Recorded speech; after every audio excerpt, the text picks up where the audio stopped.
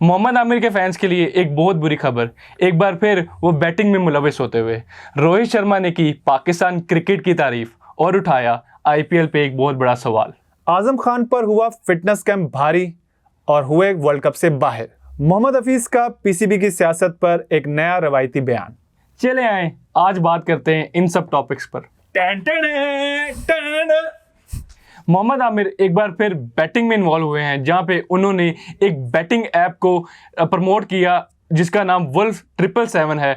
यहाँ पे वो बात कर रहे हैं कि पाकिस्तान को रिप्रेजेंट करने से पहले जब रिटायरमेंट ले चुके थे इन्होंने तब वो कॉन्ट्रैक्ट साइन किया, एक ऐड किया, लेकिन अब पाकिस्तान बोर्ड उनके ऊपर सवालात उठा रहे हैं इसके ऊपर।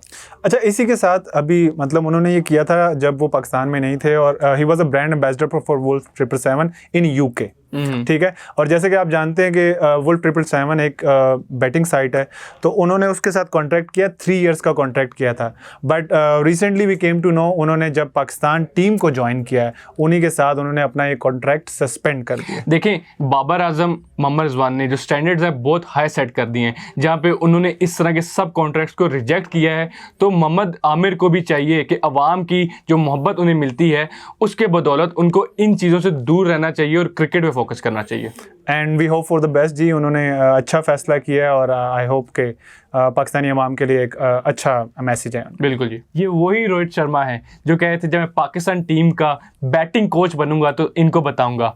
आज वो मजबूर हो गए हैं पाकिस्तान क्रिकेटर्स की तारीफ करने के लिए और वो कह रहे हैं कि पाकिस्तान वर्सेस इंडिया सीरीज होनी चाहिए और क्रिकेट को प्रमोट करना चाहिए। क्या कहते हैं इस बारे में? यार अमेज्ड के ऐसा बयान रोहित शर्मा की तरफ से आया और दूसरा जो पाकिस्तान की टीम बन चुकी है आफ्टर मोहम्मद आमिर और इमाद वसीम के कम बैक के बाद एक अच्छा ड्रीम 11 बन चुकी है और हमारा बैटिंग लाइनअप भी काफ़ी बेहतर हो चुका हुआ है। तो नो डाउट उन्होंने अप्रिशिएट किया पाकिस्तान टीम को and we wish to have यार अ सीरीज अगेंस्ट इंडिया। उन्होंने आईपीएल पे बहुत बड़ा सवालिया निशान उठाया है। मेरे भाई कंसर्न ये रहा कि जो इम्पैक्ट प्लेयर का इंक्लूजन आपने की है जहाँ पे किसी भी टाइम एक्स्ट्रा बॉलर या बैट्समैन खिला सकते हैं, ये फैंस के लिए, स्पॉन्सर्स के लिए तो बहुत अच्छा है, लेकिन क्रिकेट को देखा जाए, क्रिकेट के बैलेंस को देखा जाए तो ये नुकसान हो रहा है प्लेयर्स को और रोहित शर्मा का बहुत बड़ा सवालिया निशान उठा है। अच्छा, इसी कंपैरिजन में बताऊं कि मतलब आईपीएल हो जाए या T20 हो जाए, ये शॉर्टर फॉर्मेट्स हैं और शॉर्टर फॉर्मेट्स में जो आपके बैट्समैन होते हैं 6 या 7 नंबर तक बैट्समैन होते हैं उन्हीं को काफ़ी कम चांस मिल रहा होता है। उसके बाद आईपीएल ने इंक्लूड कर दिया है कि इम्पैक्टफुल प्लेयर, जिसकी वजह से वही होता है ना कि मतलब वो जो आपके प्लेयर जो बेंच पे वेट कर रहे हैं कि उनको चांस मिलेगा, आप एक इम्पैक्टफुल प्लेयर ले आते हो एक, और इसी तरीके से इम्पैक्टफुल बॉलर ले आते हो। जो आपके मेन स्ट्रीम बॉलर होते हैं या मेन स्ट्रीम बैट्समैन होते हैं उनको चांस भी नहीं मिलता और क्या ग्रूमिंग क्या होनी उस हवाले से। तो आई थिंक उसी बात पे उन्होंने एतराज़ उठाया। नहीं, रोहित शर्मा कप्तान हैं इंडियन क्रिकेट टीम के, वो चाहते हैं कि जो वो प्लेयर्स तैयार करना चाहते हैं फॉर द वर्ल्ड कप उनको प्रॉपर चांस मिले, फिर चाहे वो बैटिंग है या बॉलिंग।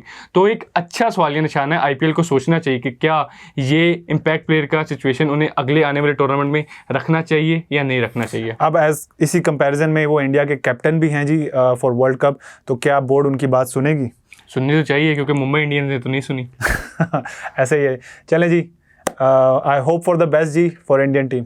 आजम खान हुए हैं जी इंजरी का शिकार, उनका काफ मसल जो है वो रैप्चर हो गया जी और डॉक्टर ने उनको 10 दिन के रेस्ट का कह दिया है और वी नेवर नो कि वो उससे रिकवर कर पाते ही नहीं पाते वर्ल्ड कप के बाद। बट आई बिलीव कि यही जो फिटनेस कैंप था, काकूल फिटनेस कैंप, उन्होंने एक पहाड़ चढ़ा है, उन्होंने 2 माइल्स के उसको रनअप का जो उनका वो था रनिंग ड्रिल उन्होंने वो भी की। तो लेकिन उसके रिजल्ट में आजम खान को जी इंजरी आई है बिफोर न्यूजीलैंड सीरीज़ और बिफोर वर्ल्ड कप।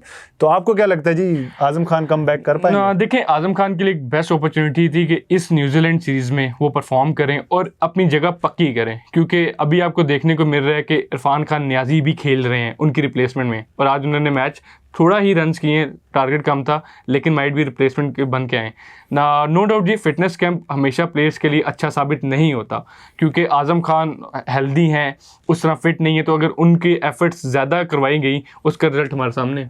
अब इसी कंपैरिजन में मैं पर्सनली चाहता था कि अभी जितने भी हमारे तीनों की तीनों सीरीज़ हैं उसमें आजम खान हमें नज़र आते हैं और उनको जितने ज़्यादा से ज़्यादा मैच खिलवाए जाएँ, क्योंकि अगर हम इसी कंपैरिजन में PSL की परफॉर्मेंसेज भी देखें, मतलब 1-2 ही परफॉर्मेंसेज आई हैं, मतलब ज़्यादा परफॉर्मेंसेज नहीं है। तो मैं चाहता हूं कि वर्ल्ड कप से पहले उनको मैच प्रैक्टिस करवाई जाए ज़्यादा से ज़्यादा और उनकी फिटनेस पे भी थोड़ी बेहतरी आए, क्रिकेट फिटनेस। देखिए जी, ये एक वेकअप कॉल है आजम खान के लिए भी कि अगर वो पाकिस्तान के लिए खेलना चाहते हैं तो उनको अपनी फिटनेस पे काम करना पड़ेगा।